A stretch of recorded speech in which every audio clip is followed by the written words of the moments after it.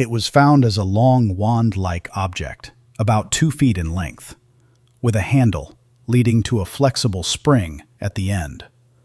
Attached to that spring is a rubber ball about the size of a golf ball, colored pink. The spring allows the ball to bounce and wobble when moved, giving it a loose, responsive motion rather than staying rigid. The materials look modern, with plastic and rubber components, and no visible markings or labels. What do you think something like this would be used for? This is a spring ball massager, a handheld device designed to roll over the body to relieve muscle tension.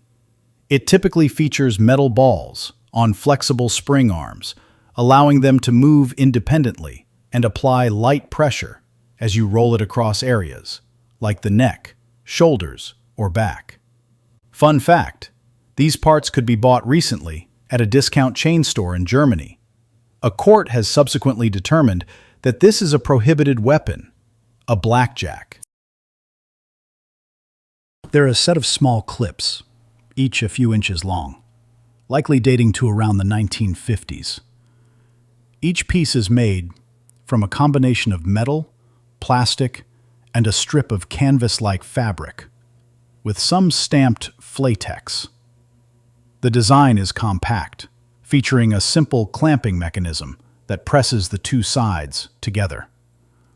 The fabric section sits between the harder components, suggesting it was intended to grip something securely without slipping or causing damage.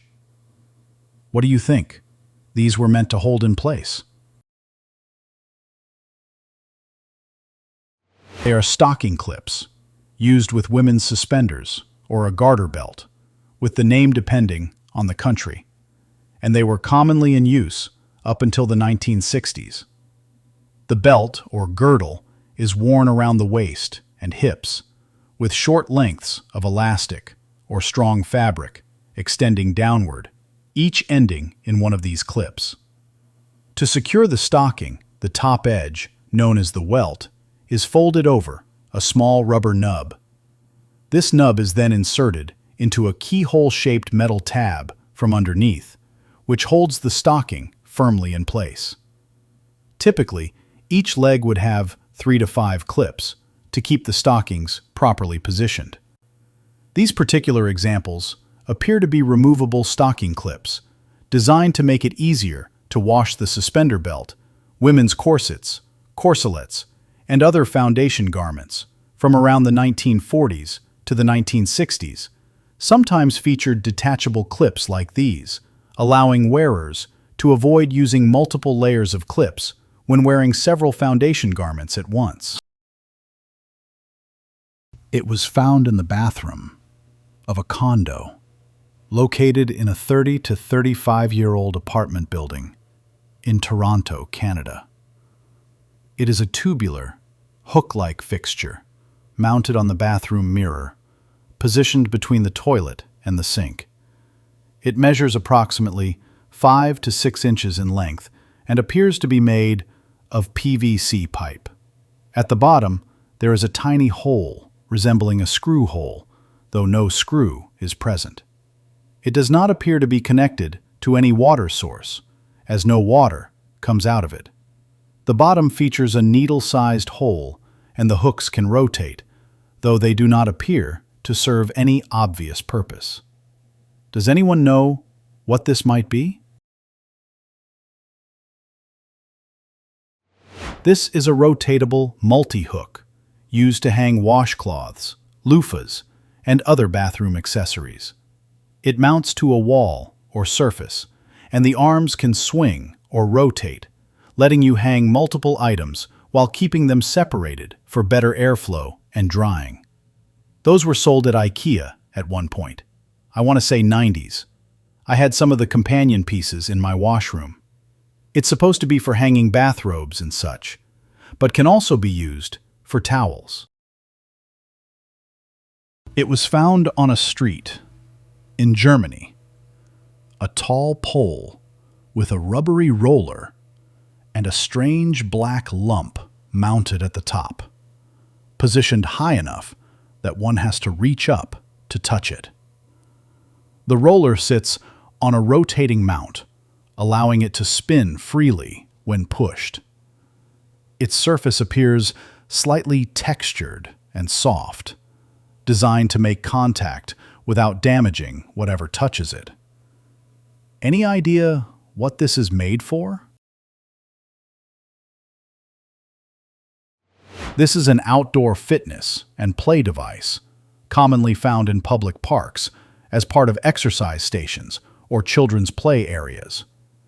You stand on the rolling barrel while holding the pole, then move your feet to keep it turning.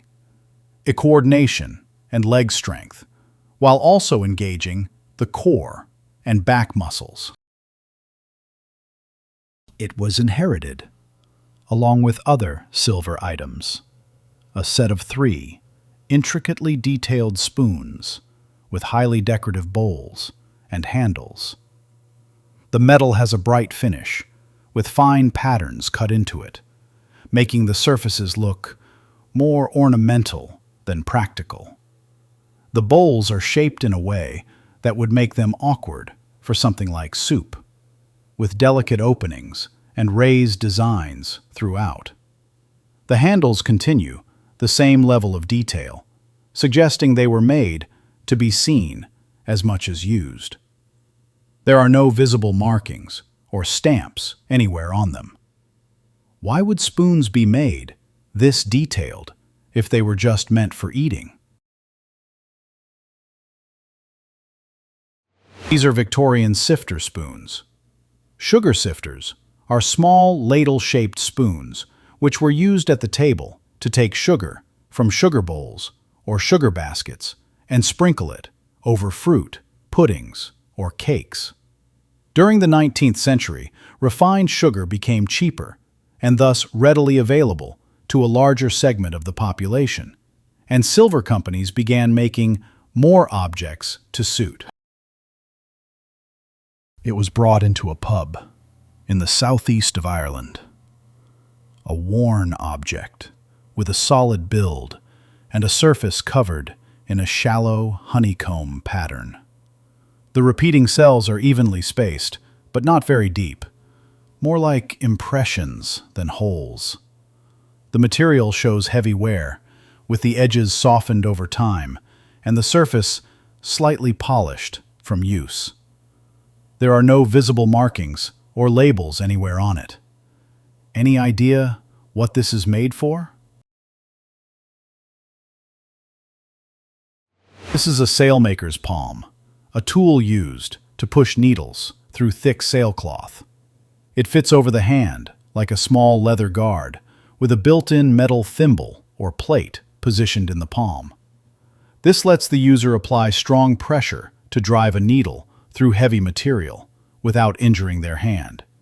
It's a traditional tool used in sailmaking and heavy-duty sewing, especially for canvas and rope work, where regular thimbles aren't strong enough.